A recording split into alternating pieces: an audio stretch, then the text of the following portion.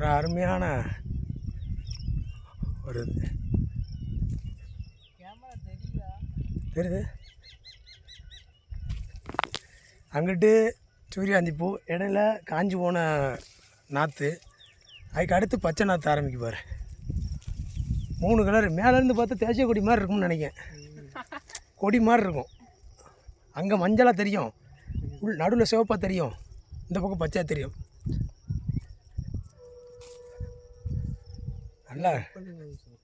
நல்லா இருக்கியா? இந்த சூப்பராக இருக்குது, அருமையாக இருக்குது.